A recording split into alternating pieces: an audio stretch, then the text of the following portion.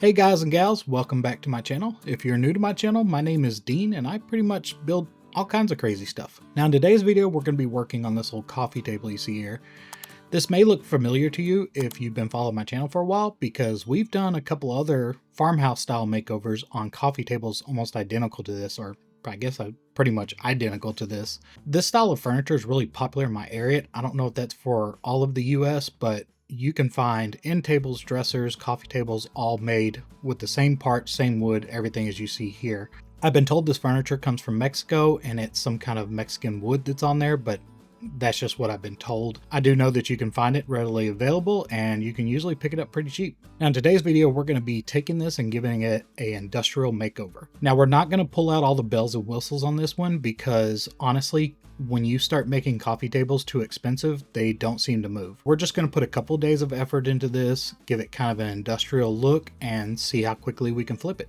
Now, as you already seen, the first thing I started doing was removing all the metal accents. We're going to go with more of an industrial style on there. And then we're going to go ahead and remove this rounded decorative trim around the top and square it off a little bit more again for that industrial. I don't know, I'm kind of picturing like one of those old rail carts or an old industrial factory cart for this look. Now I'm just going around and hitting it with the sander. I don't want to make it perfectly smooth. I want to leave as many of the flaws as I can to keep that aged look, but I do want to get off whatever coatings on this. Now I'm going to take my torch here. We're just going to go around, burn it just a little bit. We don't want it to be super noticeable. It's just going to add a little bit of aging underneath the stain. Now I'm taking Kona stain here. I'm going to go through, wipe everything down with the Kona stain. With this being a dry wood, it's going to soak it in really fast. So I'm going to immediately follow it with wiping it down with mineral spirits. We don't want it super dark, so you have to act really fast with the mineral spirits or paint thinner whenever you're doing this. Now if you have newer wood, it's not that big of a deal. You have a little bit more working time, but on this really dry wood, it soaks it in so fast that once it gets really dark, it's hard to lighten it back up. You can always add more later to darken it up a little bit more, but it's really hard to lighten it back up. So just start with a little bit and work your way up if you need to. Now we're starting to add the industrial accents to the piece. Y'all seen that I just cut these out on my CNC table. You can easily just go and buy strips of steel and drill your own holes if you don't have a CNC. I'll go through and put a 90 on these. These are going to be replacing those pieces we took off on the corners.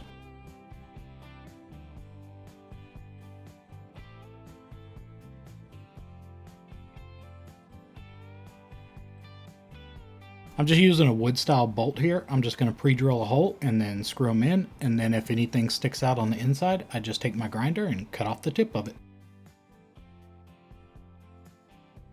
I decided to go ahead and reuse the original locking mechanism. Of course, we're getting rid of all the curvy country style metal that was on it and the bracket that it went into and replacing it with just a simple industrial square bracket with 4 bolts in it.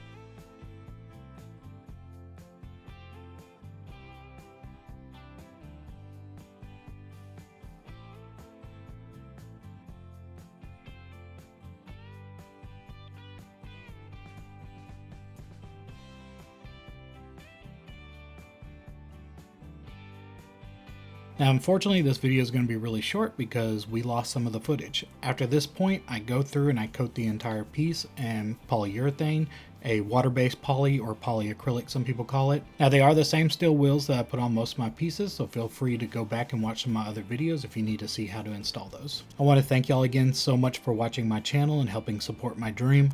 Remember to hit that like, subscribe button, and bell icon to get notifications whenever I post new content. If you're looking for a way to say thanks or help support the channel, there's several links in the description below. We'll see you on the next build.